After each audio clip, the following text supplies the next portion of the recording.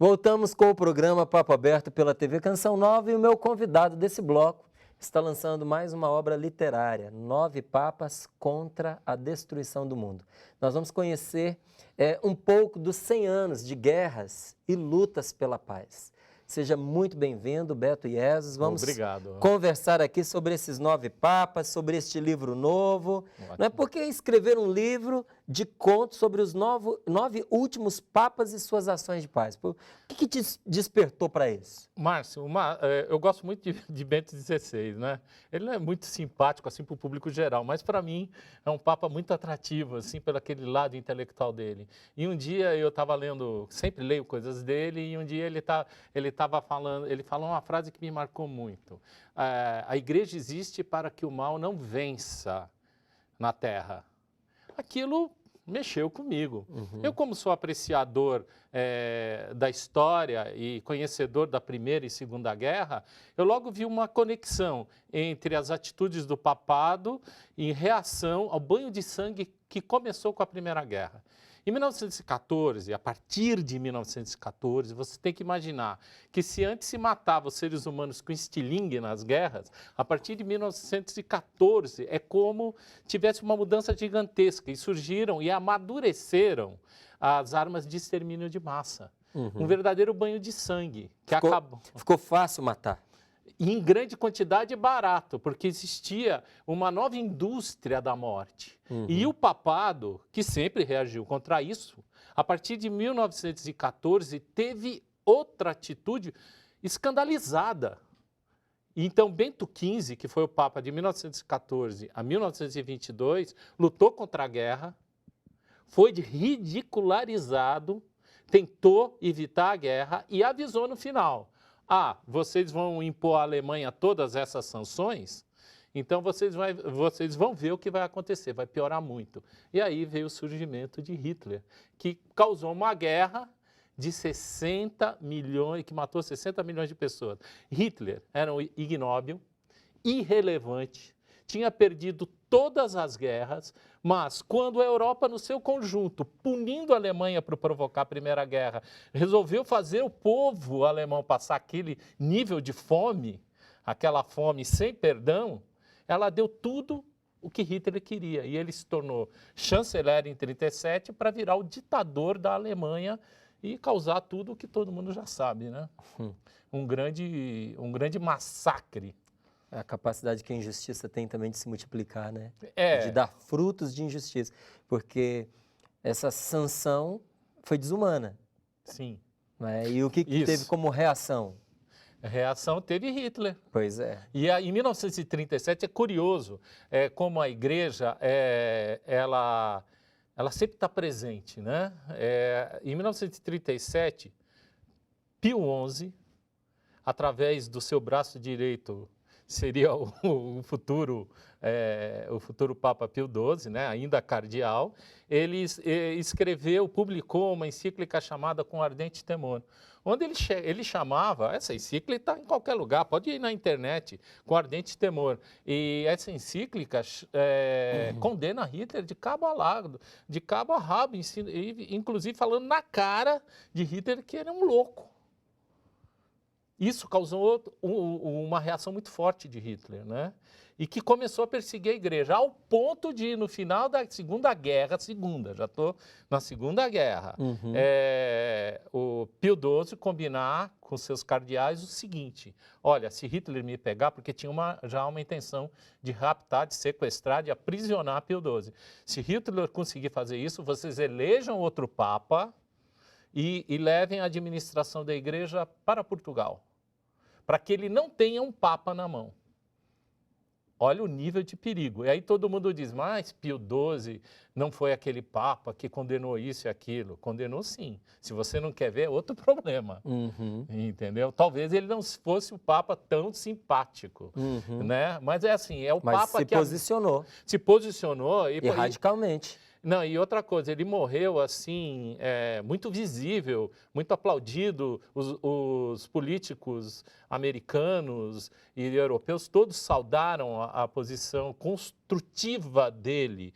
Quem fala mal dele é porque não tem vontade nenhuma de falar bem. Uhum. Então, eu construí 8 contos, porque assim, se eu fosse descrever a trajetória do papado como uma narrativa, ia ser muito chato, porque é uma vida muito dura. Quem chega com saúde a perde, tipo Paulo II, que levou 2 tiros em praça pública.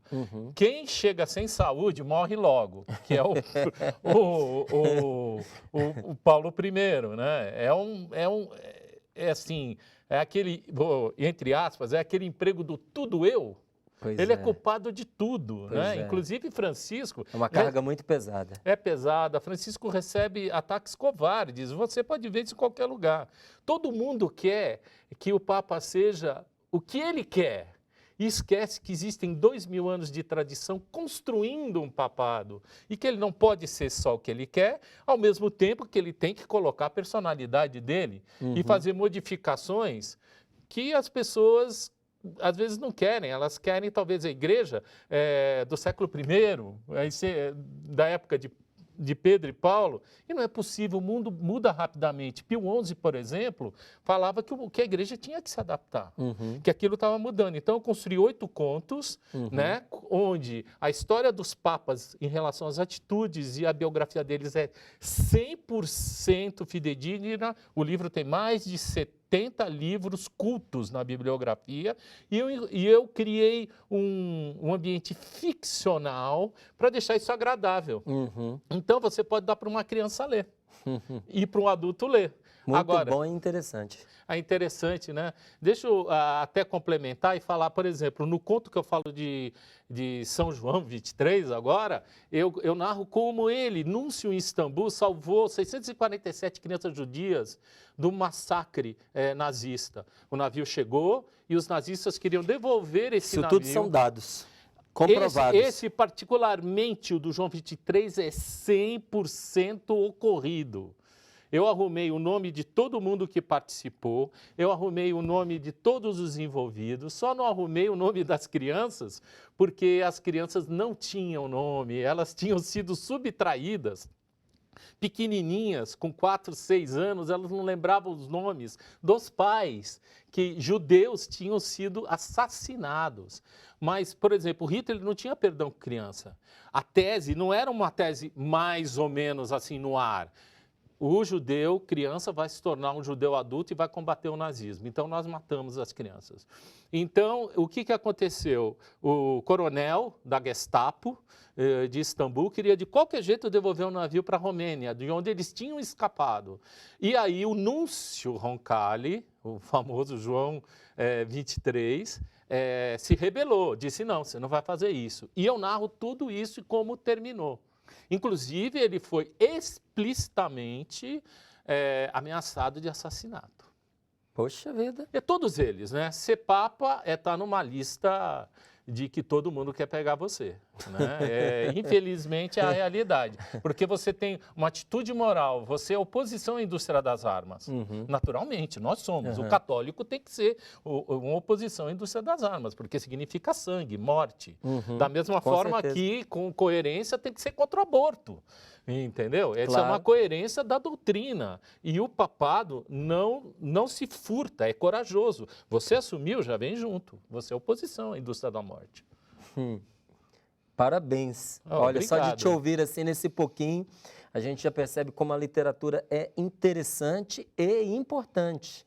Não é? E a maneira como você conta é realmente muito atraente, porque você realmente passar a história de 9 papas como ela realmente é, nua e crua, não traz esse nível de interesse, não traz esse tempero gostoso que você colocou nisso tudo aí.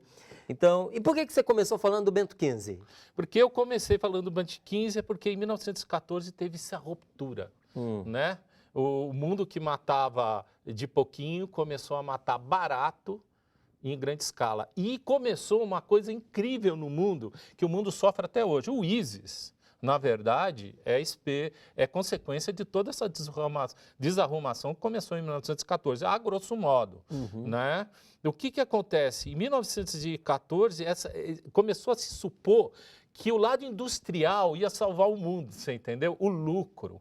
né, que a arma é importante. Você já não ouviu isso? Ah, tal país é importante a indústria de arma deles e dá lucro, dá emprego. É a coisa mais besteira, mais louca que o mundo vive. Essas armas, elas são feitas para matar e nós não precisamos de uma indústria de morte. Então parece que a indústria de armas foi ligada ao desenvolvimento e até hoje a gente paga por isso. Isso vai acabar, em termos do livro, no conto O Mendigo do Livro Laranja, que é o último conto que eu falo de Laudato Si e de Francisco, onde um mendigo acha o Laudato Si na rua, esse livro que as irmãs paulinas imprimem também, né? Que tem a capa laranja, e vai se reconstruindo na crítica que Laudato Si faz à indústria de morte e à indústria do descarte. Você sabe que o planeta em 2015, 2016 é negativo em relação à criação de recursos? Isso quer dizer que nós hoje, seres humanos que habitamos a Terra, consumimos mais da Terra do que repomos. Nós estamos matando a Mãe Terra. E claro, se ela morrer, o que vai acontecer, Márcio? Pois é. Adivinha só. Então. Vai morrer também. Vai morrer também. Todo mundo tão apegado ao consumo e à vida e deixa a Mãe Terra sofrer com todos esses desequilíbrios, o qual Francisco, tão criticado hoje, foi rápido em perceber e agir contra. Qual é o link aqui entre o Bento XV e essa história do filme O Senhor dos Anéis? Essa é curiosíssima. Eu, para falar de Bento XV, que a história dele é de massacre. Bento XV e Pio XI morreram de infartos fulminantes. Tamanha preocupação, né? Eu falo, para construir essa narrativa e explicar como é a história de Bento XV, eu fui buscar no Ronald Tolkien, na biografia do Ronald Tolkien, os elementos. Ronald Tolkien, o famoso escritor do Senhor dos Anéis, foi soldado na Batalha de Somme. Para quem não sabe, a Batalha de Somme, no norte da França, na Primeira Guerra, foi a batalha mais sangrenta que houve, talvez, quiçá, no mundo.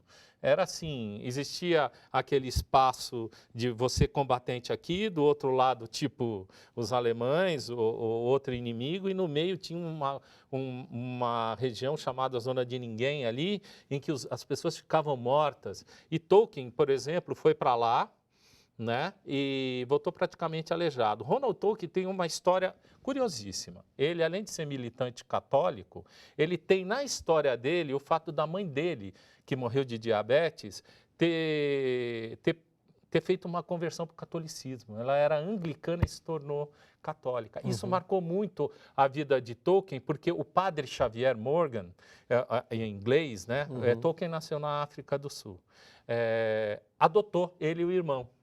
Ele criou dentro dele uma sensação de proteção e uma dívida em relação à igreja, que ele se tornou, além de ativista, um dos filhos dele se tornou padre. E digo mais, toda a simbologia do Senhor dos Anéis é uma simbologia não só cristã, como católica. Assista outra vez o livro, o filme, e você vai ver como é uma simbologia católica. E no livro eu conto a história dele na trincheira, falando com um padre ficcional chamado Peter, né, contando a história deles, a história dele pessoal e dos esforços de Bento XV, de como era absurdo na Primeira Guerra. Eu tenho uma coisa curiosíssima, porque eu li mais de 5.000 páginas de histórias, de livros de história sobre a Primeira e a Segunda Guerra. E tem uma coisa escrita nos anais do exército inglês que é fantástica. Os padres católicos eram os únicos padres que iam nessa zona da morte, onde ficavam as pessoas apodrecendo depois de alvejadas, para dar os últimos ritos.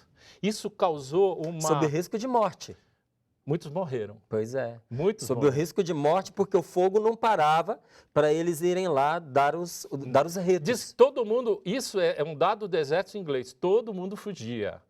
E só o padre católico, vamos dizer, a grosso modo, né? Quer dizer, a maioria dos padres católicos, né? Isso causou uma conversão imediata logo após a guerra de 14.000 soldados. Pela coragem, pelo testemunho, né, pelo testemunho de amor que aqueles padres corajosos davam. Isso foram histórias vividas por Ronald Tolkien. Isso aí está tudo no livro. Todo no livro, porque Tá são vendo? contos. Olha aí. São 8 contos, todos nesse pique. Eu falo como João Paulo VI foi a Jerusalém, por que foi a Jerusalém, como foi a visita dele a Jerusalém, como foi a vida de Paulo I, como foi a luta de João Paulo II em relação ao nazismo. E a escravatura do comunismo, né? João Paulo II libertou os povos do leste, né? Libertou o mundo, né? Porque ele foi um combatente e levou os 2 tiros por causa disso. Quando todo mundo sabia que era o chefe da antiga União Soviética que tinha mandado fazer o serviço. Né? Então isso era uma coisa clara. Ficou claro numa conspiração com um partido de um país, de uma região ali. Nossa. Ficou claro. Só que ninguém podia, na época, não podia se opor, porque todo mundo tinha medo de que o mundo entrasse numa terceira guerra, entendeu? Então as pessoas Foi importante recuaram. ser discreto em relação a isso. É a mão do mal. O Paulo II tentou evitar o mal maior, né? Assumindo todo aquele peso, né? Pois é. Agora, por que imergir as histórias de Pio XI e Pio XII na famosa Biblioteca Ambrosiana de Milão? Olha, a Biblioteca Ambrosiana de Milão foi um berço de cultura católica, né? E, por exemplo, João XXIII, né? O padre Roncalli, na época, foi estudioso, assim como Pio XI foi o prefeito dessa biblioteca. Então, ali, eu criei toda uma situação ficcional de 2 padres que discutem. Um padre mais tradicionalista e um padre mais progressista discutem Bento XV, Pio XI e Pio XII. E todo aquele envolvimento da história da época, né? Inclusive a guerra na Espanha, entendeu? Essa grande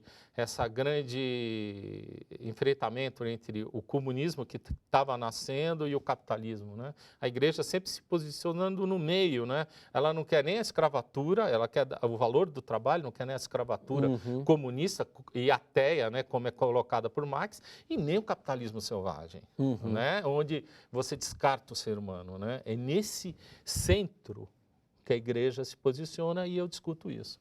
Tá certo.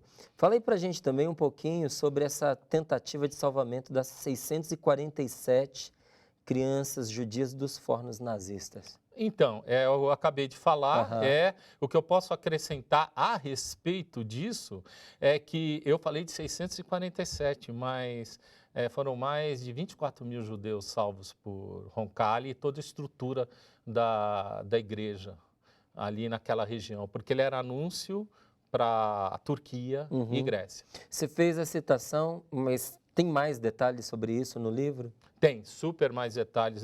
Essa história é completíssima com os nomes da época, né? Ah, então tá bom.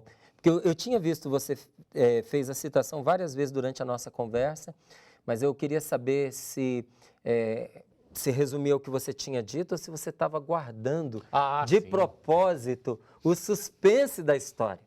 Né? Mas está guardando de propósito. Claro, não, claro. É justo. Justo. Então a história está completa. Completa com final. Sério? Sério. Eu vou te dizer, Roncalli fazia... Bom que você falou que o meu já está aí para eu ler. Ah, sim, você vai gostar. E são 8 contos, quer dizer, a pessoa pode dosar a leitura, né? Pode ir lendo aos pouquinhos e numa linguagem simples, né? Mas mostrando como são esses homens tão humanos e tão corajosos enfrentando no olho do furacão o mal que tem no mundo, né? A gente ouve falar do Papa Paulo VI sempre como uma das grandes mentes da igreja, Sim.